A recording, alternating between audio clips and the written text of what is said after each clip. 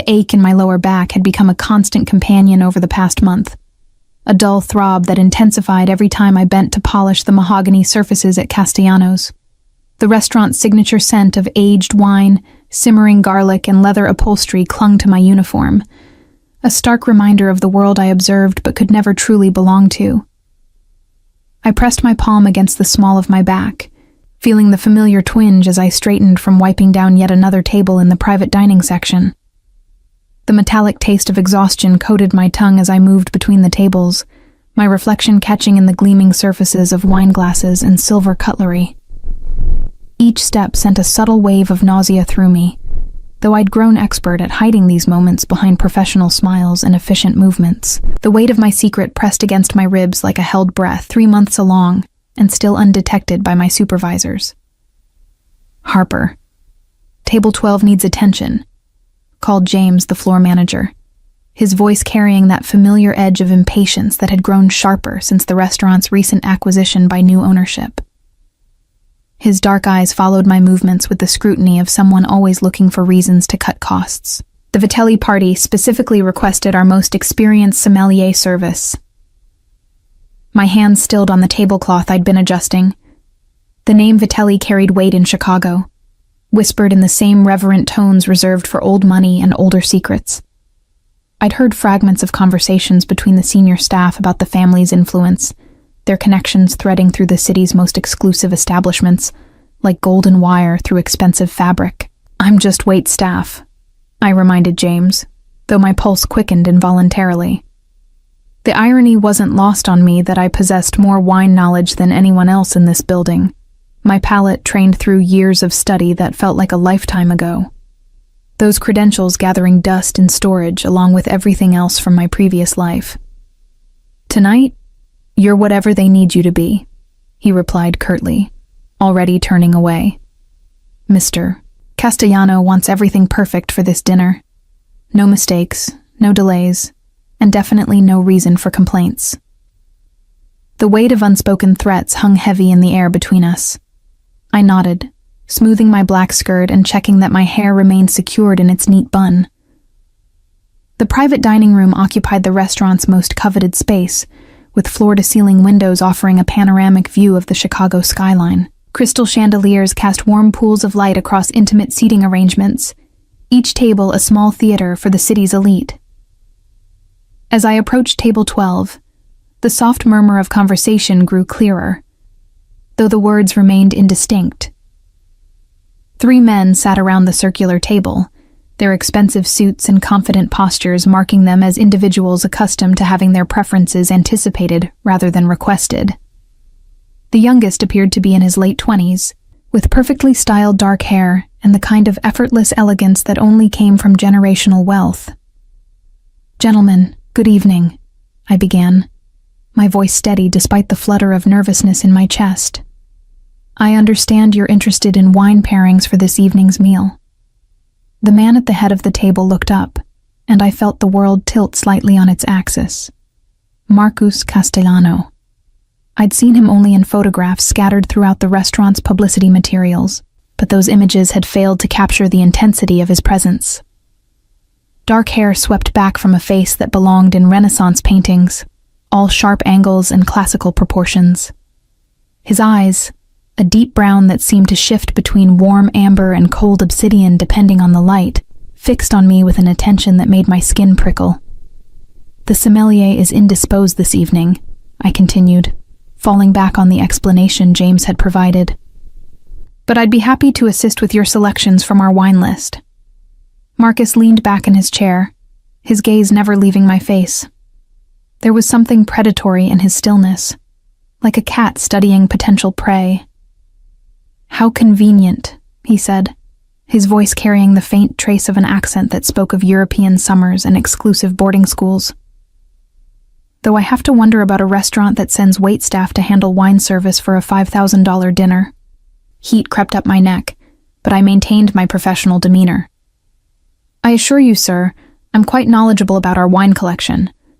Perhaps if you could tell me about your preferences and the evening's menu selections, I could make some appropriate recommendations." One of his companions, an older man with silver hair and watchful eyes, chuckled softly. Marcus, perhaps we should simply order something familiar. A good Chianti, maybe something from Tuscany. Chianti, Marcus repeated, his attention still focused on me with an intensity that made breathing difficult. From Tuscany. What would you recommend for someone with such pedestrian tastes, miss? Harper, I supplied, ignoring the condescension in his tone. And if you're looking for something from the Chianti region, I'd actually recommend against the 2018 Castello di Monsanto you're probably considering. While it's certainly adequate, the tannin structure is rather aggressive for this evening's menu. The 2016 Reserva from the same producer would be a far superior choice, with better integration and a finish that won't overpower the osso buco I noticed being prepared in the kitchen. The silence that followed my response stretched taut as a wire. Marcus's expression had shifted from amused condescension to something sharper, more focused. His companions exchanged glances, clearly aware they were witnessing something unexpected. Interesting, Marcus said slowly, his fingers drumming against the white tablecloth. Most waitstaff would have simply recommended our most expensive bottle and called it expertise. You seem to have actual opinions about wine structure and food pairing. Where did you study? The question hit like a physical blow, threatening to crack the careful facade I'd constructed. I read a lot, I managed, the half-truth bitter on my tongue. And I pay attention to what works well together. Do you? It wasn't a question, but a statement laden with skepticism and something else. Interest, perhaps even intrigue. Tell me, what would you pair with tonight's antipasto selection? We're starting with the crudo di ricotta, then moving to the burrata with induja. My mind automatically began cataloging flavor profiles and complementary elements, years of training taking over despite my current circumstances. For the crudo, something crisp with good acidity to complement the fish without overwhelming the delicate preparation. The Sancerre from Domaine Henri Bourgeois would be excellent. The citrus notes will enhance the crudo's brightness. For the burrata and induja, you'll want something with enough body to stand up to the spice and creaminess. The Barbera d'Alba from Giacomo Conterno has the perfect balance of fruit and earthiness to bridge those contrasting elements. Marcus straightened in his chair, his full attention now locked on me like a spotlight. Those are both excellent choices, he said, and I caught the note of surprise in his voice. Specific producers, vintage considerations, flavor mapping. Either you're remarkably well-read for someone polishing tables, or you're significantly overqualified for your current position. The observation hung between us like a challenge, and I felt the first stirrings of genuine alarm. This was exactly the kind of attention I'd been working so hard to avoid. Questions about my background, interest in my qualifications, curiosity about how someone with my knowledge had ended up serving wine instead of selecting it for collectors and restaurants. I should get your wine selections to the sommelier, I said, taking a step back from the table. He'll want to approve the pairings before service. No. The word came out sharp, authoritative, brooking no argument. You'll handle our wine service tonight, all of it. I want to see what else you know. It wasn't a request, despite the polite phrasing. Marcus Castellano was clearly accustomed to having his preferences become reality through sheer force of will and undoubtedly extensive financial influence. The two men with him nodded their agreement, though I noticed they seemed more interested in observing the interaction than participating in the wine selection process. Sir, I'm not sure management would... Management will approve whatever I request, he interrupted smoothly. Given that I'm currently in the process of acquiring this establishment, I think I can determine how my money is best spent tonight. So, Harper, shall we continue our discussion about wine? Or would you prefer to explain to your supervisor why you turned down a direct request from the new owner? The revelation hit me like cold water. Marcus Castellano wasn't just a wealthy customer, he was my new boss, the man whose decisions would determine not only my employment, but the livelihoods of everyone working in this building. The careful distance I'd maintained between my knowledge and my position suddenly felt as fragile as spun glass. "Of course, Mr. Castellano," I said, my voice steady despite the racing of my pulse. "I'll be honored to handle your wine service this evening." His smile in response was sharp-edged and knowing, as if he'd sensed the exact moment my defenses had shifted. "Excellent. And Harper? I have a feeling this is going to be a very interesting evening indeed." The next 3 weeks passed in a carefully orchestrated dance of proximity and observation. Marcus Castellano had made his presence a fixture at the restaurant, arriving for dinner precisely at 8:30 each evening, and requesting the same table, the same section, and most significantly, the same wine service. What had begun as an evening's curiosity had evolved into something far more deliberate and unsettling. I found myself anticipating his arrival each night, my body responding to the knowledge of his impending presence with a mixture of dread and something I refused to acknowledge as anticipation. The other staff had begun to notice the pattern, their glances carrying questions I couldn't answer, and speculation I preferred not to hear. James had stopped questioning the arrangement after receiving what he described as very clear instructions from ownership, leaving me to navigate these encounters without the buffer of management oversight. Tonight felt different from the moment I walked through the employee entrance. The usual dinner crowd seemed thinner, conversations more subdued, and several tables in the main dining room remained conspicuously empty despite our typically packed reservation book. I tied my apron with hands that had developed a slight tremor over the past few days, a side effect of both my condition and the stress of maintaining my careful facade under Marcus's increasingly penetrating attention. "Harper," called Sophia, one of the senior waitresses, her voice carrying an odd note of sympathy. "Table 12 is asking for you specifically. Again." She paused, studying my face with the expression of someone trying to solve a puzzle. "You know, I've been working here for 6 years, and I've never seen anyone pay this much attention to wine pairings. Usually the wealthy ones just order the most expensive bottle and ignore everything else." I smoothed my uniform skirt, checking that the loose fit still concealed the subtle changes in my silhouette. At 15 weeks, I was running out of time before my secret became impossible to hide. "He's very particular about his preferences," I said, the understatement feeling hollow even as I spoke it. "Particular," Sophia repeated, her tone suggesting she had other words in mind. "Just be careful, okay? Men like that, they don't develop interests without reason." Her warning followed me as I made my way to the private dining section, past tables filled with Chicago's elite conducting business, over perfectly prepared meals and wines, selected to complement both their palates and their status. The familiar scent of aged leather and expensive cologne grew stronger as I approached table 12, along with something else. The sharp, clean smell of authority and barely contained power. Marcus sat alone tonight, which was unusual. Typically, his dinners involved at least 2 other men. Serious conversations conducted in low voices about subjects I'd learned not to listen to too carefully. The solitude made him seem larger somehow, his presence expanding to fill the entire corner of the room. He was reading something on his phone, his expression focused and slightly grim, but looked up the moment I approached. "Harper," he said, and I noticed he'd stopped using the formal miss that had marked our early interactions. "Right on time.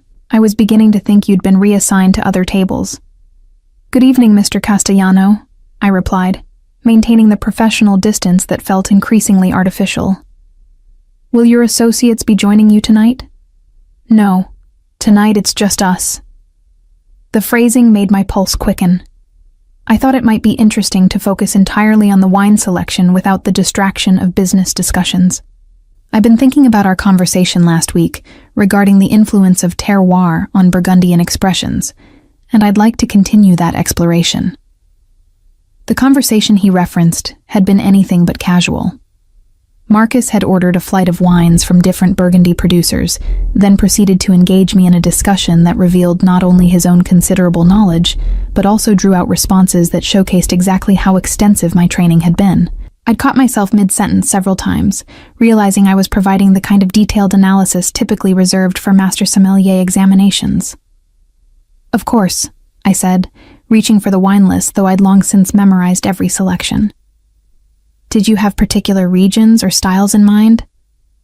"Actually, I was hoping you might surprise me." Marcus leaned back in his chair, his dark eyes never leaving my face. "Select something you think I haven't tried. Something that would challenge assumptions about what makes a wine exceptional." The request was both flattering and dangerous.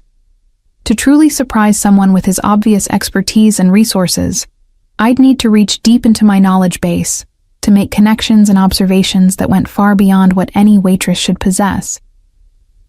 But the challenge in his voice was unmistakable, and despite my better judgment, I found myself rising to meet it. "There's a producer in the Loire Valley," I began, my voice gaining confidence as I spoke. "Domaine de la Pépinière, run by Marc Olivier. They work with Muscadet grapes, which most people dismiss as simple seafood wine, but Olivier's approach to extended lees aging creates extraordinary complexity.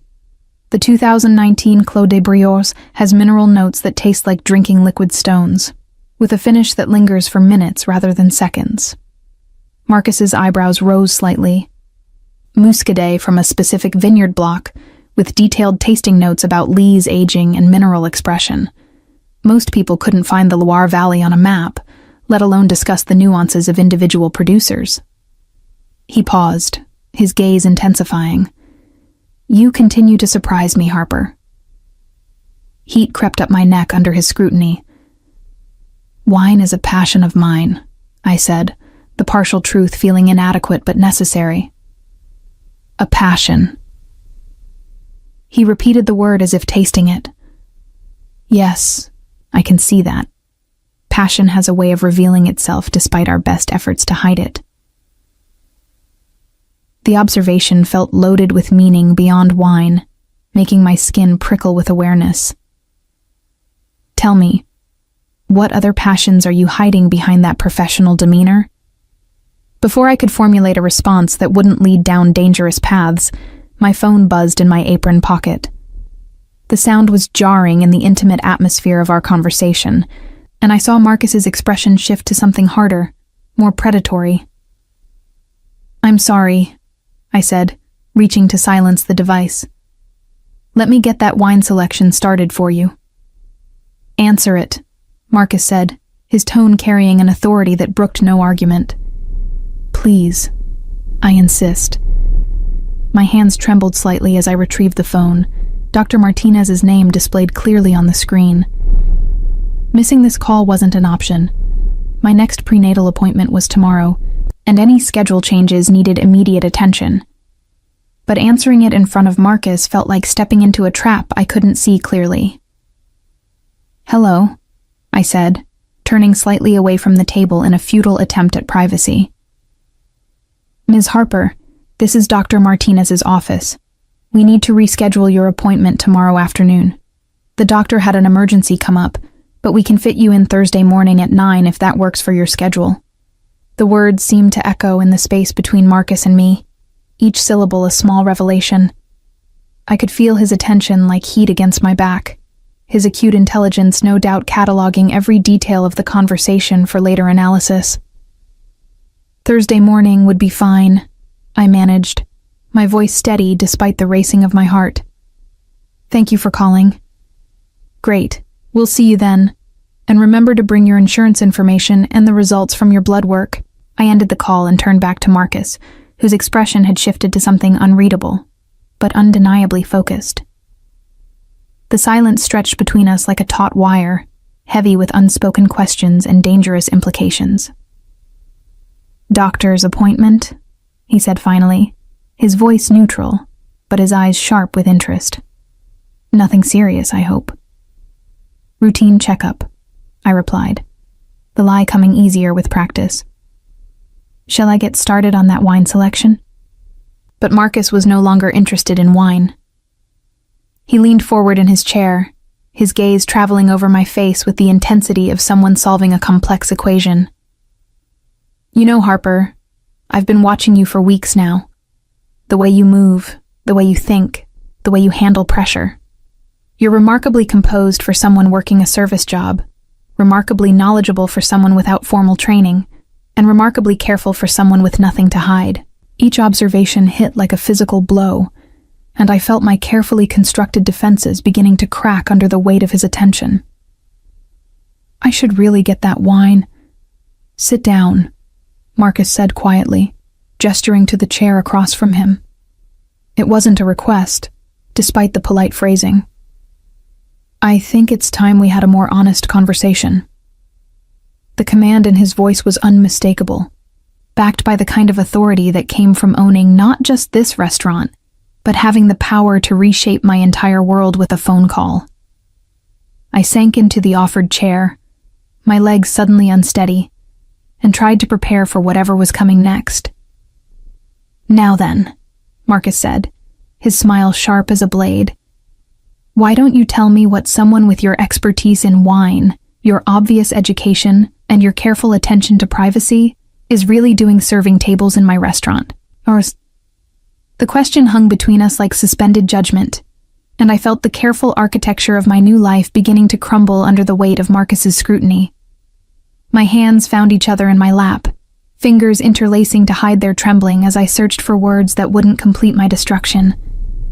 "I told you," I began, though my voice lacked conviction even to my own ears. "Wine is a hobby. I read extensively and—" "Harper." The single word cut through my explanation like a knife through silk. Marcus leaned forward, his elbows resting on the pristine white tablecloth, his dark eyes never leaving my face. "I've spent considerable time over the past 3 weeks researching wine education programs, sommelier certifications, and professional tastings in this city. I've also made some inquiries about exceptional candidates who might have disappeared from the industry recently." My breath caught in my throat. The implication of his words settled over me like ice water, and I felt the last vestiges of my anonymity slipping away like sand through desperate fingers. 3 weeks ago, you identified a specific vineyard block in the Loire Valley and discussed extended lees aging techniques with the precision of someone who spent years studying enology.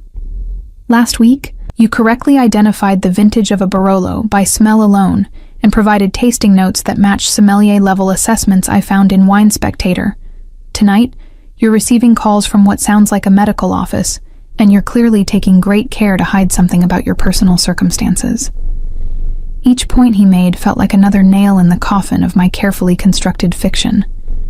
I wanted to stand, to excuse myself, to run back to the safety of anonymity I'd worked so hard to build. But Marcus's presence held me in place like gravity, inescapable and absolute. "So let me ask you again," he continued, his voice dropping to something barely above a whisper, but somehow more commanding than any shout. "What is someone with your qualifications doing hiding behind a waitress uniform in my restaurant?" The silence stretched taut between us, filled with the soft clink of glassware and distant conversation from other tables. I could feel my pulse in my throat, could hear the subtle rasp of my own breathing in the space between his question and my inevitable answer. "I needed a job," I said finally, the words coming out smaller than I'd intended. "Something quiet? Something that wouldn't draw attention?" "Attention from whom?" The question came swift and sharp, confirming that Marcus had caught the implication immediately. I closed my eyes for a moment, feeling the weight of months of careful planning crashing down around me. When I opened them again, Marcus was watching me with an expression that combined predatory interest with something that might have been understanding. "Someone who would prefer I remained invisible," I said, each word chosen with the precision of someone navigating a minefield. Someone whose influence extends far enough that traditional employment in my field became complicated. Marcus's expression shifted, his features hardening into something colder, more calculating. Someone with that kind of reach would have to be very powerful indeed. Government, perhaps? Or... He paused, his gaze sharpening. Someone in my line of work. The recognition in his voice sent fear coursing through my veins like liquid electricity. Marcus Castellano wasn't just wealthy or influential. The whispered conversations I'd overheard, the deference shown by staff and patrons alike, the casual way he'd mentioned acquiring the restaurant, all pointed to connections that operated in shadows and margins where traditional rules didn't apply. "I can't discuss it," I said, my voice barely audible. "I won't discuss it." "Can't or won't?" Marcus asked, though his tone suggested he already knew the answer. "There's an important distinction there, Harper. Can't suggests external pressure, threats, fear for your safety. Won't implies choice, loyalty, protection of someone else." He studied my face with the intensity of someone reading a complex text. "Based on your body language, I'd say we're dealing with can't, which raises very interesting questions about who has you so thoroughly frightened."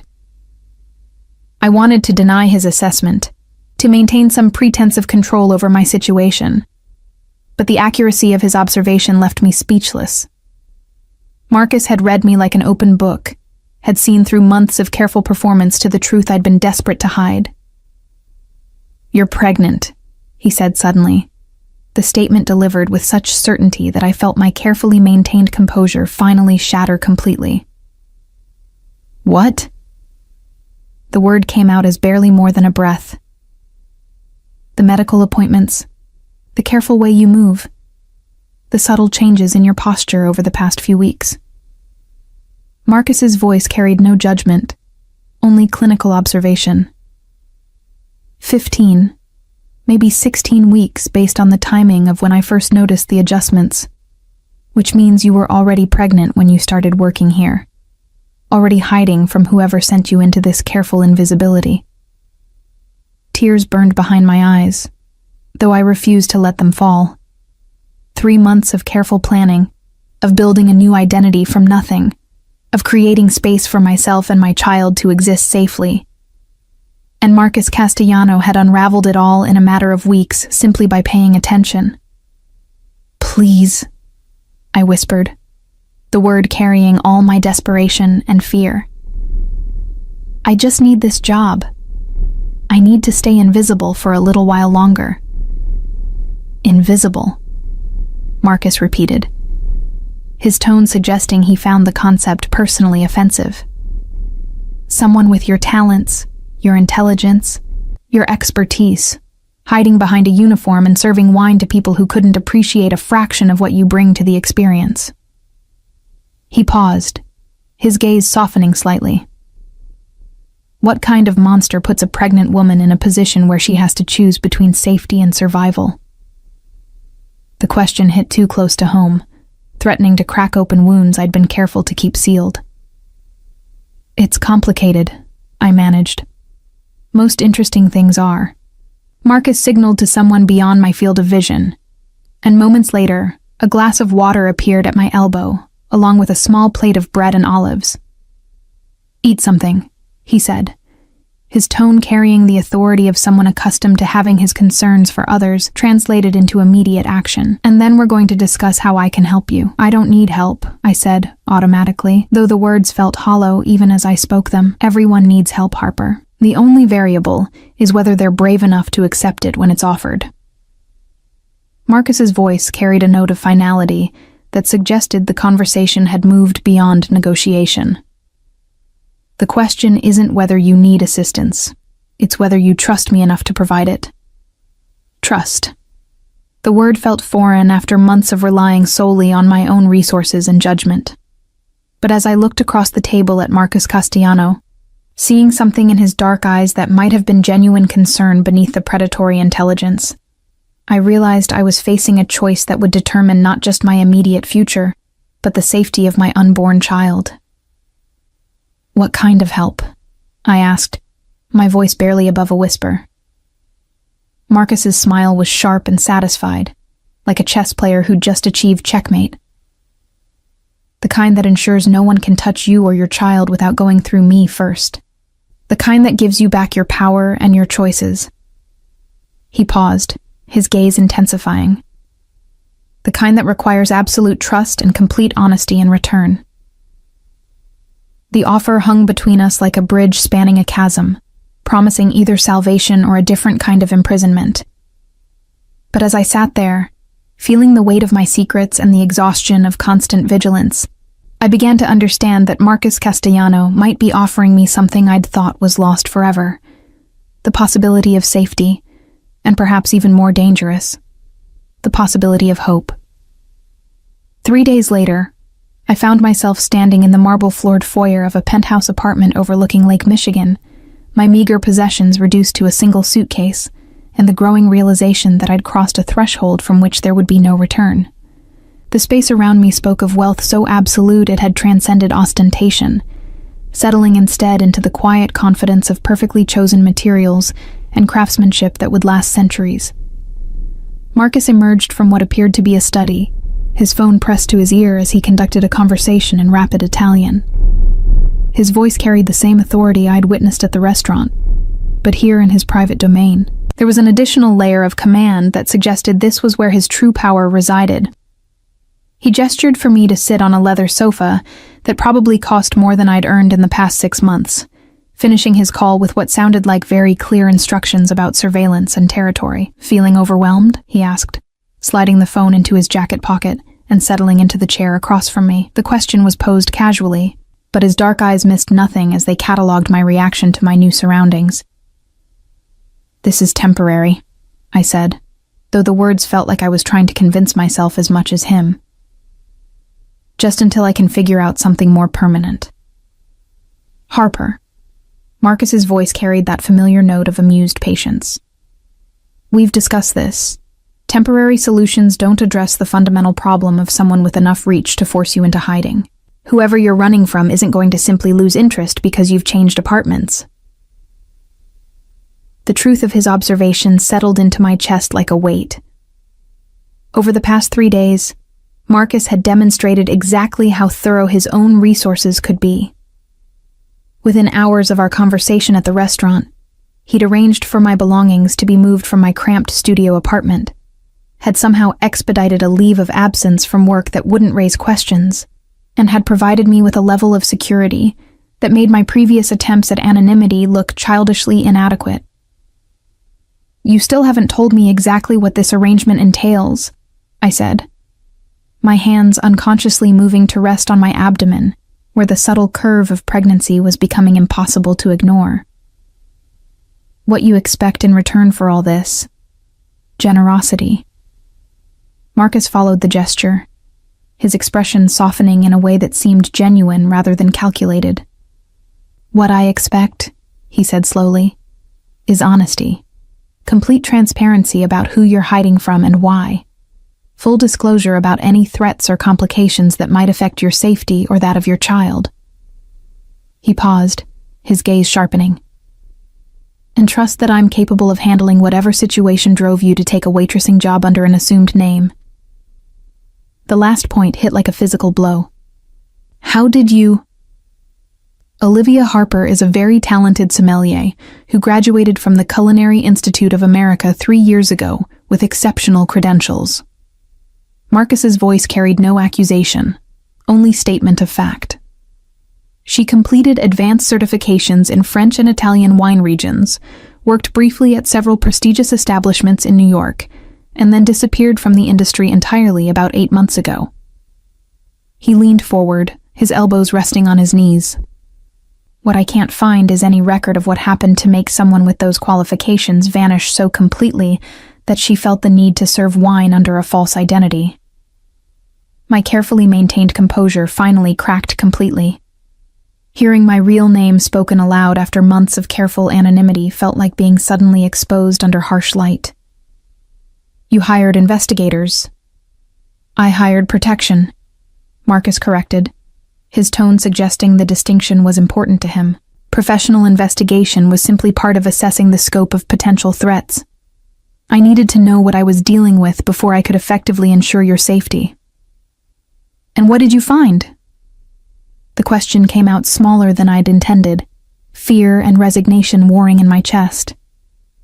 Marcus's expression grew darker, more predatory. I found evidence of someone with considerable resources systematically destroying your professional reputation, threatening your former employers, and creating an environment where traditional employment became impossible. His voice dropped to something barely above a whisper, but somehow more menacing than any shout.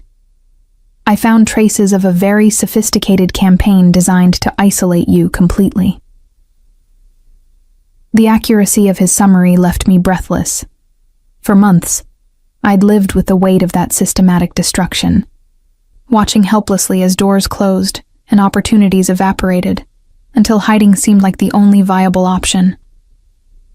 Vincent Torino, I said, the name feeling like broken glass in my mouth. My former mentor, my former. I trailed off, unable to complete the sentence. The father of your child, Marcus finished, his voice carrying no judgment but considerable interest. Vincent Torino, who owns restaurants in New York, Chicago, and Los Angeles. Vincent Torino, whose reputation for discovering and developing young talent is matched only by his reputation for destroying those who displease him. Marcus paused, studying my face with clinical precision. Vincent Torino, who has connections to several families that operate in the same, specialized business sectors that I do. The last observation sent fear coursing through my veins like ice water. If Marcus understood the full scope of Vincent's connections, then he also understood exactly how dangerous my situation had become. He offered me everything, I said, the words coming out in a rush now that the dam had finally broken. Mentorship, opportunity, a partnership in his new restaurant.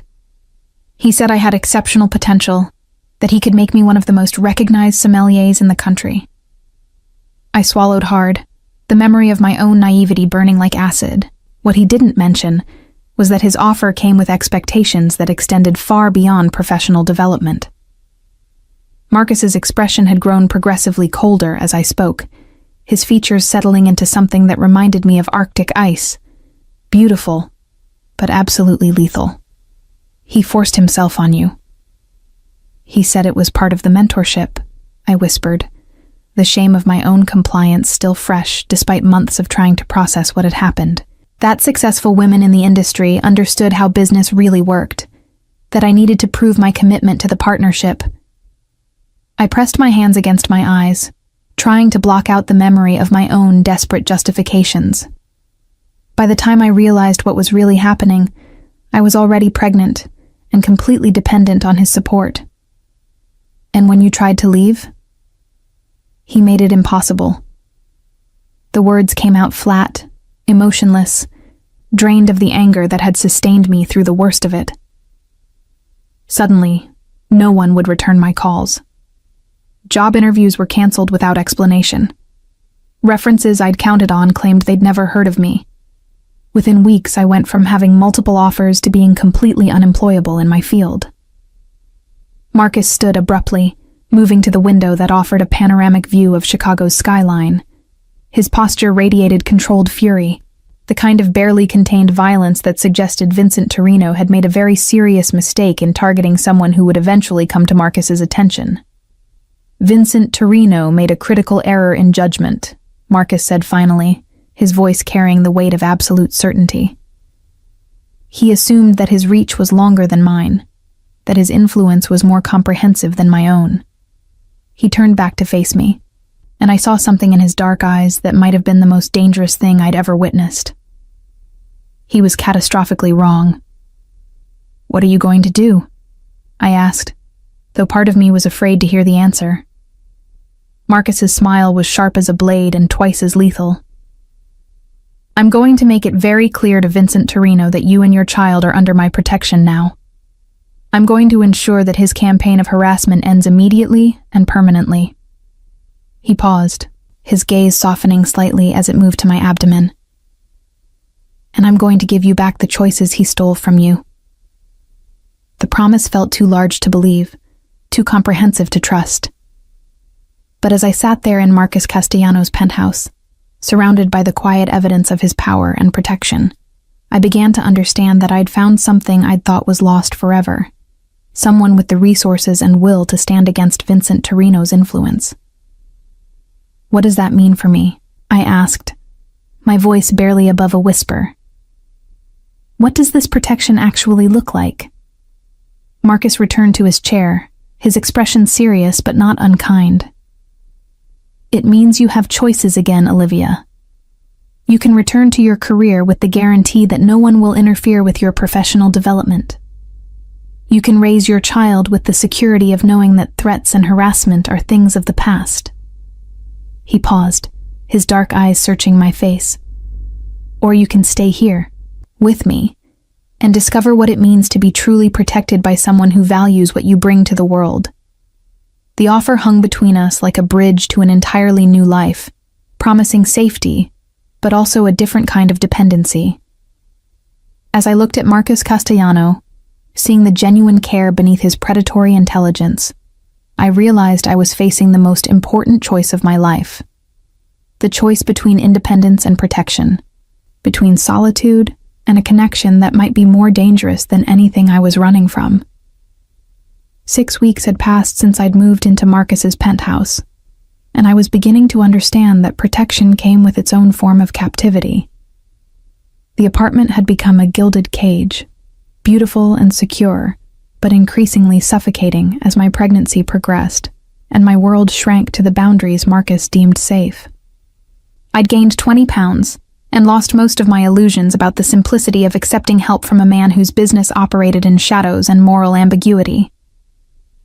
The morning sun streamed through the floor-to-ceiling windows as I sat at the marble kitchen island, picking at a breakfast I had no appetite for while scrolling through job listings on my laptop. Marcus had been true to his word about neutralizing Vincent's influence. My former mentor had apparently received a very convincing conversation about the consequences of continued harassment. But the return of my professional options felt hollow, when I was essentially confined to a luxury prison. "You're not eating enough," Marcus observed, emerging from his study with a cup of coffee and the morning's newspapers. His daily routine included scanning both local and international publications, though I'd learned not to ask too many questions about what information he was seeking, or how it might affect his business decisions. "I'm eating plenty," I replied, though we both knew it was a lie. The stress of my situation had affected my appetite more than the pregnancy itself, leaving me struggling to maintain the nutritional requirements my doctor insisted were crucial for healthy development. Marcus set his coffee on the counter and moved behind my chair, his hands settling on my shoulders with a familiarity that had developed over weeks of careful attention to my comfort and well-being. His touch was warm through the soft cotton of my shirt, his fingers finding the knots of tension that had become permanent residents along my neck and upper back. "Dr. Patterson called yesterday," he said, his hands working with surprising gentleness to ease the tightness in my muscles. "She's concerned about your stress levels and wants to discuss some options for ensuring better prenatal care." The mention of my new doctor, hand-selected by Marcus from Chicago's most exclusive medical practices, reminded me of how thoroughly my life had been reorganized according to his standards of acceptable care. Dr. Patterson's office occupied an entire floor of a medical building that catered exclusively to patients whose privacy and comfort were worth paying premium rates to ensure. "I don't need better prenatal care," I said, closing the laptop with more force than necessary. "I need to feel like I have some control over my own life again." Marcus's hands stilled on my shoulders, and I felt the subtle shift in his posture that suggested I'd touched on something he considered non-negotiable. "Control," he repeated, his voice carrying that familiar note of patient authority. "Is that what you call being stalked and harassed by someone with enough influence to destroy your career? Is that what you call trying to raise a child while hiding in a studio apartment and working for minimum wage?" The questions hit their intended mark, reminding me of exactly how precarious my situation had been before Marcus's intervention. But they also highlighted the central tension that had been growing between us, his conviction that he knew what was best for me, and my increasing need to reclaim some agency over my own decisions. At least those were my choices, I said, turning in my chair to face him directly. My mistakes, my consequences, my life. Marcus studied my face with that intense focus I'd grown to recognize as his way of cataloging emotional data for future reference. Your life, he said slowly, and your child's life. The choices you make now affect someone who can't advocate for their own safety or well-being. His dark eyes moved to my abdomen, where the curve of pregnancy was now unmistakable beneath my clothing.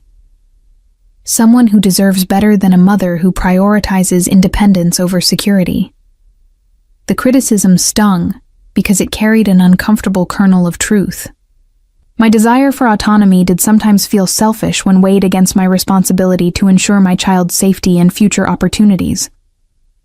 But Marcus's paternalistic approach to my protection also felt increasingly stifling as the weeks passed and my world continued to shrink. What if I wanted to go back to work? I asked, testing the boundaries of his flexibility. There's a position at Alinea that would be perfect for someone with my qualifications. Grant Akat specifically requested a meeting based on my portfolio. Marcus's expression shifted to something harder, more calculating. Alinea serves over 200 customers per night in an open environment with minimal security screening. The kitchen staff includes dozens of people whose backgrounds haven't been thoroughly vetted, and the wine storage areas provide multiple points of access that would be impossible to monitor effectively. He paused, letting the security assessment sink in.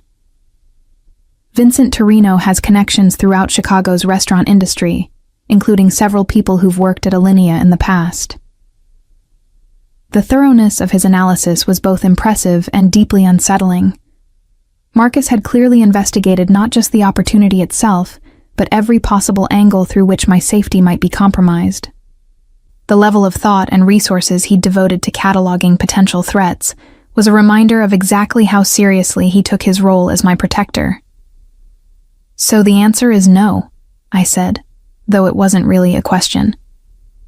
The answer is that I won't allow you to place yourself or our child in unnecessary danger for the sake of professional satisfaction, Marcus replied, his tone carrying the finality of someone accustomed to having his decisions accepted without further argument.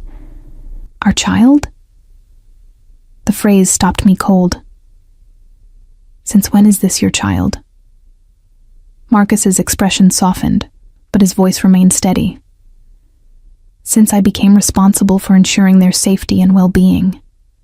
Since I started planning for their future and making decisions that will affect their opportunities and development. He moved closer, his presence filling my personal space in a way that was both comforting and overwhelming. Since I began to care about their mother, more than I've cared about anyone in a very long time. The admission hung between us like a bridge I wasn't sure I was ready to cross. Over the weeks of living in his space, sharing meals and conversations that ranged from wine theory to childhood memories, I'd felt the growing pull of genuine connection beneath the protective arrangement we'd constructed. Marcus was brilliant, attentive, and surprisingly gentle when he chose to be. He was also controlling, dangerous, and accustomed to solving problems through methods I preferred not to examine too closely. Marcus, I began, but he cut me off with a gesture that suggested he wasn't finished speaking. I know this isn't the arrangement you imagined when you accepted my help, he said, his voice taking on a more personal note than I'd heard before. I know you feel trapped, restricted, dependent on someone whose methods you don't entirely approve of. He paused, studying my face with that penetrating intensity. But I need you to understand that everything I've done, every limitation I've placed on your freedom, has been motivated by genuine care for your safety and that of your child. Care, I repeated, testing the word. Is that what this is? Or is this about control, about having something beautiful and rare that you can protect and display like everything else in this apartment? The question seemed to surprise him, as if the possibility that his motivations might be less than pure hadn't occurred to him. For a long moment, he was silent, his dark eyes searching my face as if looking for something he'd missed in all his careful observation. Maybe both, he said finally, his honesty more unsettling than any reassurance would have been. Maybe I do want to possess you, to keep you safe and beautiful, and close enough that I can ensure nothing ever threatens you again." He reached out, his fingers tracing the line of my jaw with surprising tenderness. "But that doesn't make the care any less real, Olivia. That doesn't make my desire to protect you and your child any less genuine." The touch sent warmth spreading through my chest, a physical response that complicated my emotional resistance to his possessiveness. Marcus Castellano was offering me something I'd never had before: absolute security, unwavering support, and the kind of devoted attention that felt like being cherished rather than simply desired. "What happens when you get tired of protecting me?" I asked, my voice barely above a whisper. "What happens when the novelty wears off and you decide this arrangement isn't worth the trouble anymore?" Marcus's smile was sharp and certain, carrying the confidence of someone who'd never doubted his own determination. "That's not going to happen," he said, his voice carrying the weight of absolute conviction. "You're not a novelty, Olivia. You're not temporary entertainment or a charitable project." His hand moved to cover mine, his fingers intertwining with mine in a gesture that felt like a promise. "You're the woman who's going to change everything about how I see the world, and I'm the man who's going to make sure nothing ever hurts you again." The declaration should have felt overwhelming, possessive, frightening in its implications. Instead, as I sat there in Marcus Castellano's kitchen, with his hand warm over mine and his dark eyes full of promises I'd never thought I'd hear, I felt something I'd thought was lost forever, beginning to bloom in my chest.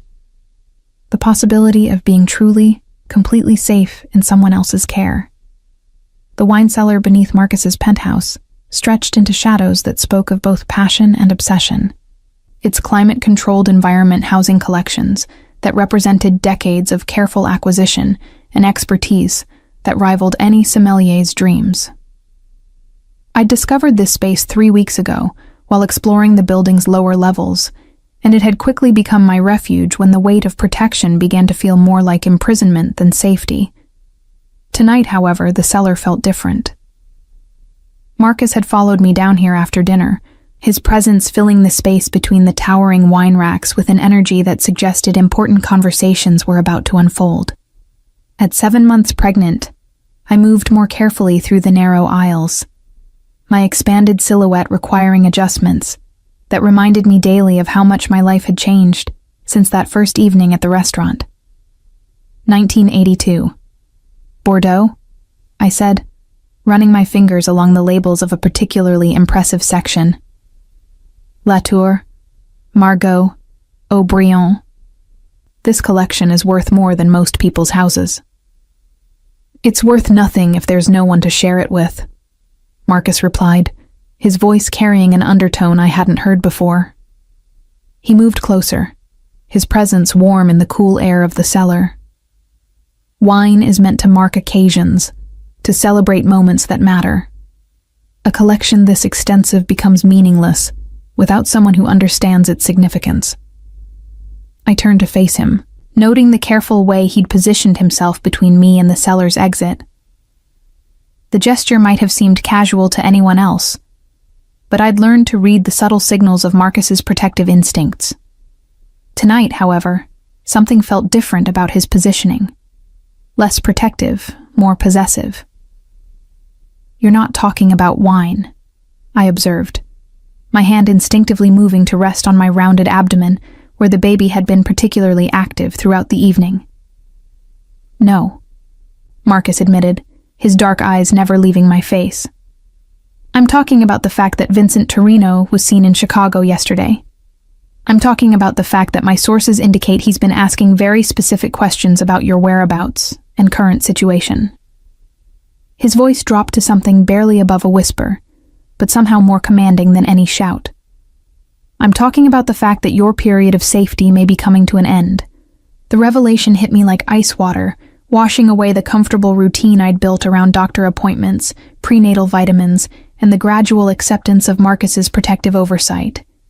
Vincent's reappearance meant that the careful distance I'd maintained from my past was about to collapse entirely. "What kind of questions?" I asked, though part of me didn't want to hear the answer. Marcus's expression grew darker, more predatory. "Questions about your pregnancy, about who's been providing you with protection, about whether you've been foolish enough to think you could hide from him permanently." He paused, his gaze moving to my abdomen with something that looked like fierce possessiveness. "Questions about whether the child you're carrying might be leverage worth pursuing." Fear coursed through my veins like liquid electricity. The one thing I'd hoped Vincent would never discover, that my pregnancy might be useful to him, had apparently become his primary focus. The implications of his interest sent nausea rolling through my stomach in waves that had nothing to do with my condition. "He can't touch me here," I said, though the words felt hollow even as I spoke them. "Your security, the building's protocols, are excellent for deterring casual threats," Marcus interrupted. "But Vincent Torino isn't casual about anything, and he has resources that rival my own in some areas."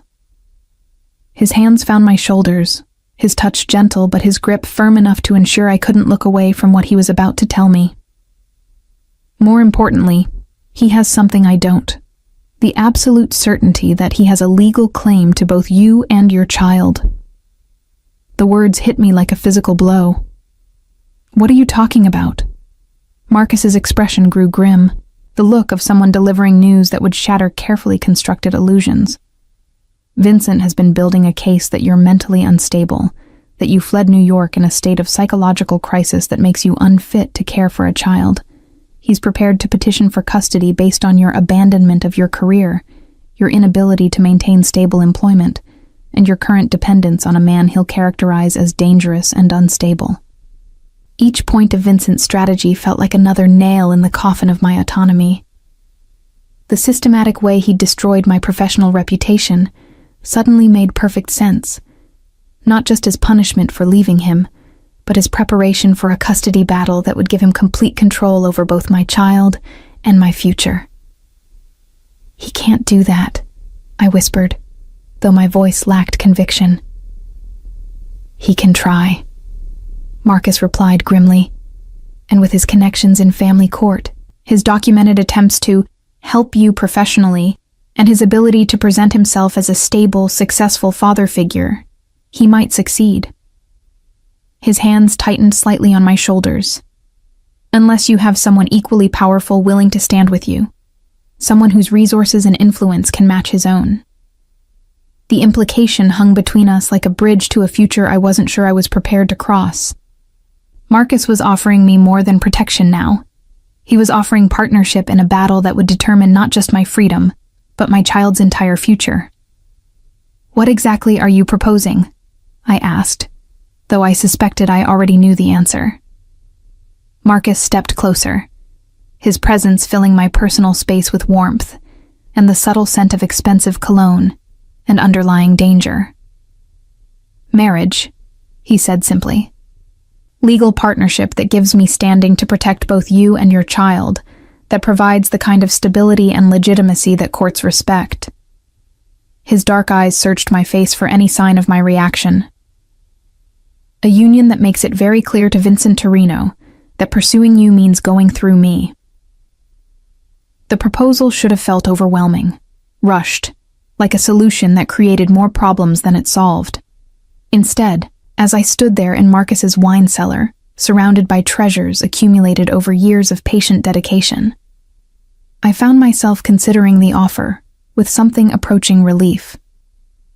"You're asking me to marry you to spite Vincent Torino," I said, testing the boundaries of his motivation. "I'm asking you to marry me because I've spent the past 4 months falling in love with your intelligence, your strength, your refusal to be broken by someone who tried to destroy you completely." Marcus's voice carried a sincerity that seemed to surprise even him. "I'm asking you to marry me because the thought of Vincent Torino having any claim to you or your child makes me want to burn down everything he's ever built." His hand moved to cover mine where it rested on my abdomen. "I'm asking you to marry me because I want to give your child my name, my protection, and every advantage my resources can provide. The declaration hung between us like a promise and a threat simultaneously. Marriage to Marcus Castellano would solve the immediate problem of Vincent's legal maneuvering, but it would also bind me permanently to a man whose business operated in shadows and whose methods of problem-solving I preferred not to examine too closely. "And what do you get out of this arrangement?" I asked, needing to understand the full scope of what he was offering. Marcus's smile was sharp and possessive, carrying the satisfaction of someone who'd finally identified what he wanted most in the world. "I get you," he said simply. "I get to wake up every morning knowing that you're safe, that your child is protected, that no one can ever again make you feel small or frightened or alone." His thumb traced across my knuckles with surprising gentleness. "I get to spend the rest of my life proving that some kinds of protection are worth accepting." The offer represented everything I'd thought I'd lost when Vincent destroyed my career.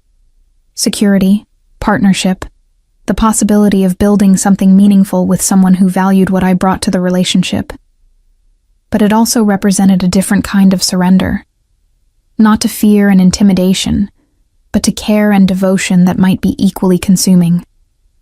As I stood there in Marcus's wine cellar, surrounded by treasures that spoke of patience and long-term planning, I realized I was facing the most important choice of my life. I could continue fighting for an independence that Vincent would never allow me to keep, or I could accept the protection of a man whose love felt as dangerous and intoxicating as the rarest vintage in his collection. "Yes," I said finally, the word feeling like both an ending and a beginning. "Yes, I'll marry you." Marcus's smile was triumphant and tender simultaneously, and as he pulled me into his arms with careful attention to my pregnant form, I felt something I'd thought was lost forever settling into my chest. The absolute certainty that I would never have to face my fears alone again.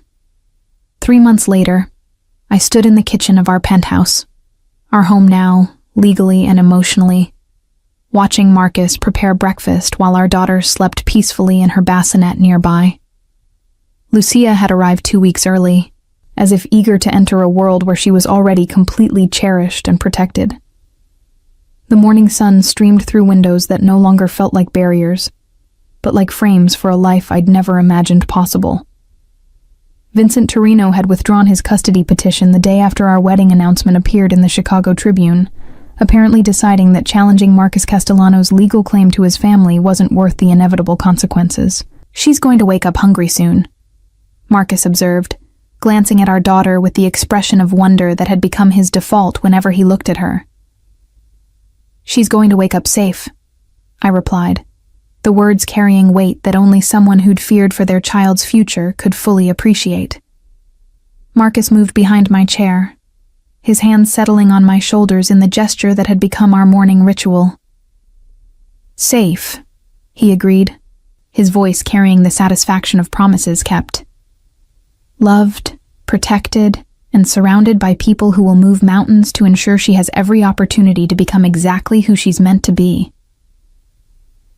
As Lucia stirred in her sleep, making the small sounds that preceded her demands for attention, I reflected on the choice that had brought us to this moment. I'd traded my independence for protection, my solitude for partnership, my uncertainty for a love that felt as vast and complex as Marcus's wine collection.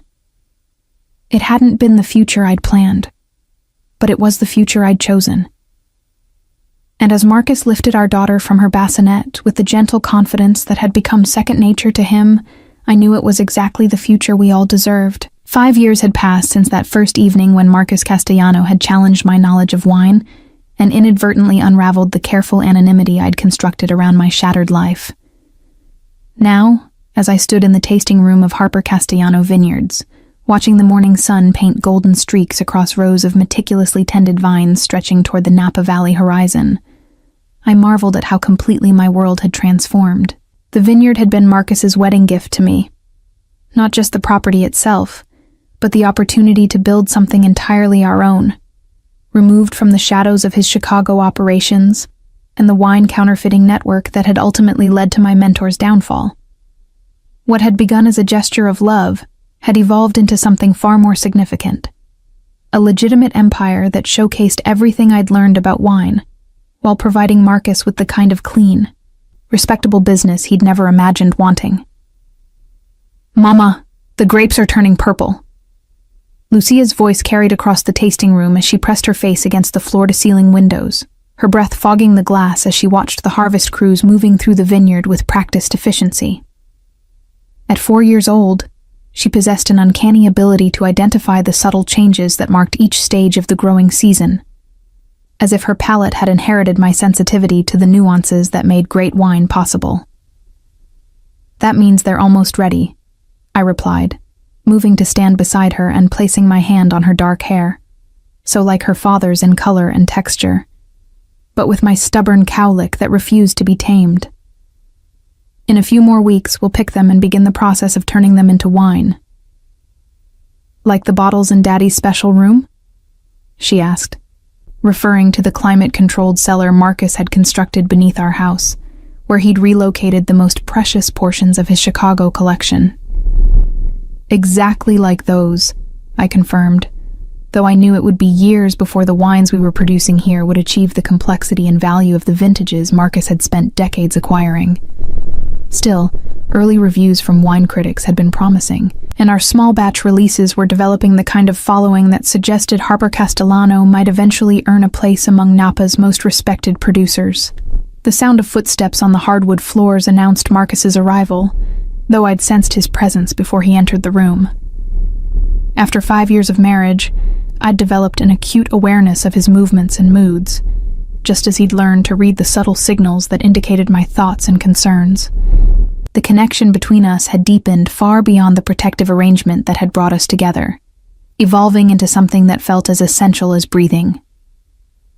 "The FBI wants to schedule a final deposition," he said, his voice carrying the careful neutrality he used when discussing anything related to his former life. The investigation into Vincent Torino's wine counterfeiting operation had taken 3 years to complete, resulting in convictions that had effectively dismantled one of the most sophisticated fraud networks in the industry's history. Marcus's cooperation with federal prosecutors had been comprehensive and devastating, providing evidence that had led to prison sentences for dozens of people involved in the scheme. "When?" I asked, though I'd been expecting this moment for months. The legal proceedings were finally reaching their conclusion, marking the end of our connection to the events that had brought us together. "Next week in San Francisco. Agent Rodriguez says it should be the last time they need either of us to testify." Marcus moved to stand beside me at the window, his hand finding the small of my back in the gesture that had become our routine whenever he sensed my anxiety about revisiting the past. "After this, it's over. Completely." The finality of his words should have brought relief, but instead, I felt a strange melancholy at the thought of closing this chapter entirely. The investigation had served as a bridge between our old lives and our new reality, a reminder of how far we'd traveled from that evening in Castellano's restaurant, when I'd been hiding behind a false identity, and he'd been running a criminal empire. "Vincent's appeal was denied," Marcus continued, his voice taking on the harder edge that appeared whenever he discussed my former mentor. "He'll serve the full 25 years, without possibility of parole. Vincent Torino's conviction for racketeering, fraud, and conspiracy had been the crown jewel of the federal case. The evidence Marcus had provided, financial records, shipping documents, recordings of conversations, had painted a picture of systematic criminality that went far beyond wine counterfeiting. Vincent's attempts to destroy my career had been revealed as part of a broader pattern of intimidation and control that had affected dozens of people over the years. "Good," I said, and meant it. The fear that had driven me into hiding had long since transformed into something approaching pity for a man whose need for control had ultimately destroyed everything he'd built. Maybe now some of his other victims can finally feel safe. Lucia had grown bored with grape observation, and was now arranging wine glasses on one of the tasting tables, with the meticulous care of someone who'd spent her entire life around fragile, valuable objects. Her comfort in this environment still amazed me. She moved through the vineyard and winery with the confidence of someone who belonged here completely, unaware that her parents had once inhabited a much darker world. Mr. Chen called about the harvest celebration, Marcus said, referring to our vineyard manager, whose expertise had been crucial in establishing our reputation for quality. He thinks we should expect about 300 guests this year, including several distributors from New York and Los Angeles. The annual harvest celebration had become one of Napa Valley's most anticipated events, drawing wine enthusiasts, industry professionals, and food writers who were eager to experience our unique approach to viticulture and hospitality. What had begun as a small gathering of neighbors and friends had evolved into a showcase that generated significant revenue and helped establish our brand in competitive markets. 300, I repeated, my mind automatically shifting into the logistical planning mode that had become second nature over the years of building our business. We'll need additional staffing for the tasting room and extra security for the cellar tours. Already arranged, Marcus replied, his smile carrying the satisfaction of someone who'd anticipated my concerns before I'd voiced them. I've also hired a photographer to document the event for the website and social media campaign.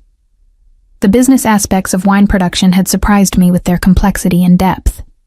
Creating exceptional wine required not just knowledge of viticulture and enology, but understanding of marketing, distribution, regulatory compliance, and customer service. Marcus's background in managing complex operations had proved invaluable in navigating these challenges, while my expertise in wine evaluation and food pairing had provided the foundation for our product development. "Mama, can I help with the grape picking?" Lucia asked, abandoning her glass arrangement to join our conversation. Her dark eyes, so much like Marcus's in their intensity and intelligence, held the kind of eager curiosity that made it impossible to refuse her requests for involvement in vineyard activities. "You can help carry the small baskets," I said, knowing that her participation would last approximately 15 minutes before she became distracted by something more immediately interesting. "But you have to promise to listen to Mr. Chen and stay away from the machinery." "I promise," she declared with the absolute sincerity of someone who genuinely intended to keep her word, even if circumstances might eventually prove otherwise. Marcus lifted her into his arms with the easy strength that had become more pronounced over years of manual labor in the vineyard. The physical transformation of our lives had been one of the unexpected benefits of leaving Chicago. Both of us had developed the kind of fitness that came from daily work in agriculture, replacing gym memberships with actual productive activity. "Speaking of promises," Marcus said, his attention shifting back to me with an expression that suggested important conversations were approaching. "I've been thinking about our 5-year plan and some adjustments we might want to consider." The 5-year plan had been our method of ensuring that our transition from Marcus's criminal enterprises to legitimate business remained on track. Every major decision was evaluated against long-term goals that prioritized both financial success and personal happiness, with regular reviews to assess our progress and identify necessary changes. "What kind of adjustments?" I asked, though I suspected I knew where this conversation was heading. Marcus set Lucia down and moved closer, his hands finding my waist with the familiarity of someone who'd memorized every detail of my body over years of intimate partnership. "The kind that might involve expanding our family," he said, his voice taking on the gentle tone he used when discussing subjects that affected our future together. The suggestion shouldn't have surprised me. We'd talked about having more children since before Lucia was born, but the timing felt significant given our approaching freedom from legal obligations and the stability our business had achieved. "Another baby?" Lucia asked, her attention immediately captured by the possibility of a sibling. "Can we have a boy this time?" "We don't get to choose," I laughed, though the idea of another child sent warmth spreading through my chest. "Babies come however they come." "But we can hope for healthy," Marcus added, his hand moving to rest protectively over my abdomen in a gesture that transported me back to those early months when his care had felt overwhelming rather than cherished. The parallels between our current conversation and that first pregnancy weren't lost on me. Then, I'd been terrified, alone, fleeing from someone who'd tried to control every aspect of my life. Now I was discussing expanding our family with a man whose protection had evolved into partnership, whose possessiveness had transformed into devotion that felt as natural as breathing. I think, I said slowly, considering not just the practicalities, but the emotional readiness that would be required for another child, that our family could use another member. Marcus's smile was brilliant and victorious, carrying the same satisfaction I'd seen that night in his wine cellar when I'd agreed to marry him. But this time, there was no desperation driving the decision, no external threats forcing choices we weren't ready to make. This was simply two people who'd built something beautiful together deciding to expand what they'd created. Really? Lucia asked, her excitement building as she processed the implications. When? Can I help name the baby? Can I teach them about grapes? Slow down, I laughed, catching her hands as she began bouncing with anticipation. First we have to make a baby, then we have to wait 9 months for them to arrive, and then you can teach them everything you know about the vineyard. The afternoon sun was beginning to slant lower across the valley, painting the landscape in the golden tones that made this area famous among photographers and artists. The harvest crews had finished their work for the day, leaving the vineyard quiet, except for the distant sound of equipment being cleaned and stored for tomorrow's activities. I need to check on the fermentation tanks, Marcus said, though his reluctance to leave our family conversation was evident in his tone. The Cabernet from Block 7 has been developing some interesting characteristics that might require adjustment. Go, I said, recognizing the note of professional concern that appeared whenever he suspected something in the winemaking process needed attention. Lucia and I will work on dinner preparations. As Marcus headed toward the production facility, I watched him move across the courtyard with the confident stride of someone who'd found his place in the world. The transformation from criminal enterprise to legitimate business had been more complete than either of us had imagined possible. The man who'd once solved problems through intimidation and violence now spent his days analyzing soil samples and debating the merits of different oak barrel treatments. "Mama," Lucia said, tugging on my hand to regain my attention. "Will the new baby like wine as much as we do?" The question made me smile, highlighting the surreal normalcy our lives had achieved. Our daughter was growing up in an environment where wine was craft and business rather than simple beverage, where understanding terroir and vintage variation was as natural as learning to read and write. "They'll learn to appreciate good wine when they're older," I said, leading her toward the house where dinner preparations awaited. "Just like you're learning." As we walked through the courtyard, past the fountain Marcus had installed to commemorate our first successful harvest, I reflected on the journey that had brought us to this moment. 5 years ago, I'd been a woman in hiding, pregnant and terrified, serving wine to people who would never appreciate the knowledge I'd worked years to acquire. Tonight, I was the co-owner of a respected vineyard, married to a man who'd transformed his life as completely as I'd transformed mine, raising a daughter who would grow up with opportunities I'd never imagined possible. The investigation that had consumed so much of our early years together was finally ending. Vincent Torino was in prison where he could never again hurt anyone, and our business was thriving beyond our most optimistic projections. More importantly, our marriage had evolved from protective arrangement to genuine partnership, built on mutual respect, shared goals, and love that had deepened with each year we'd spent building our new life together. As I helped Lucia wash grapes for our evening snack, fruit from our own vines, grown in soil we'd cultivated and improved, I thought about the choices that had led us here. Every decision, from accepting Marcus's initial protection to agreeing to marry him to leaving Chicago for California, had required faith in possibilities I couldn't fully envision at the time.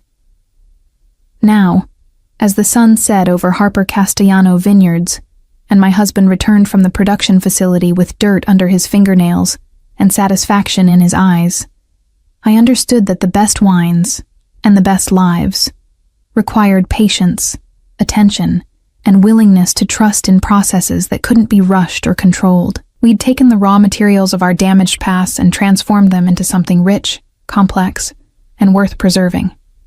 Like the vintages aging in our cellars, our love had required time to develop its full potential. But the result was something that would only improve with age. "The Cabernet is going to be exceptional," Marcus announced as he joined us in the kitchen, his excitement about the winemaking process still fresh after years of learning and refinement. "Chen thinks it might be our best vintage yet." "High praise from someone who's worked with the best producers in the valley," I replied, feeling the pride that came from creating something genuinely excellent through dedication and expertise. As we prepared dinner together, Marcus handling the proteins while I selected wines to complement the meal, Lucia setting the table with the careful attention to detail that reflected her upbringing in an environment where presentation mattered. I realized this was exactly the life I'd dreamed of during those dark months when the future had seemed impossible to navigate. We were no longer running from the past or hiding from threats we couldn't control. We were building something lasting, creating legacy that would benefit not just our family, but the broader community of people who appreciated exceptional wine and genuine hospitality. The evening stretched ahead of us, filled with the simple pleasures of good food, great wine, and conversation that ranged from harvest projections to Lucia's progress in preschool to plans for our next family vacation. These were the moments that had replaced the adrenaline-fueled drama of our early relationship. Quieter, deeper, infinitely more satisfying. As I watched Marcus pour glasses of our 2019 Estate Pinot Noir, the wine that had earned our first major critical recognition, I thought about the complexity that great vintages required. The best wines were never simple or one-dimensional. They revealed different characteristics as they developed, offering new discoveries with each tasting, improving year after year until they reached their perfect moment of maturity. Our marriage had followed a similar trajectory, beginning with intense circumstances that had masked the subtler qualities that would prove most important over time. What had started as protective arrangement had revealed layers of compatibility, shared values, and genuine affection that continued to surprise us both. "To our family," Marcus said, raising his glass in the evening toast that had become our tradition. "To the choices that brought us together and the future we're building." "To second chances," I added, thinking of all the ways our lives had been transformed by the willingness to trust in possibilities that had seemed impossible. "And to love, that gets better with age." As we touched glasses and shared the wine we'd created together, I felt the profound satisfaction that came from knowing we'd taken the worst chapters of our individual stories and transformed them into the foundation for something beautiful. The investigation was ending. Our business was thriving. Our daughter was happy and healthy. And we were planning to expand our family from a position of strength rather than fear. This was our vintage year. The moment when everything we'd worked for had reached its perfect maturity, ready to be savored and celebrated. And like the finest wines in our collection, I knew our love would only continue to improve with time, developing new depths and complexities that would surprise and delight us for decades to come. The future stretched ahead of us, unwritten but no longer uncertain, filled with harvests yet to come and wines yet to be crafted, children yet to be raised and memories yet to be made. We'd learned that the best things in life, like the best wines, couldn't be rushed or forced. They required patience, attention, and faith in the gradual process of transformation that turned simple ingredients into something extraordinary. As the last light faded from the Napa Valley sky and our family settled into the comfortable rhythms of evening, I knew with absolute certainty that we'd found our place in the world. Not just geographically, but emotionally and spiritually. A space where our pasts informed but didn't define us, where our present was rich and satisfying, and where our future promised continued growth and development. We'd started with secrets and protection, but we'd created something much more valuable. A partnership built on complete honesty, mutual respect and love that had been tested by circumstances and emerged stronger for the trials. This was our legacy, growing in the soil we'd chosen to cultivate, aging gracefully toward a future that would be even more beautiful than anything we could imagine today.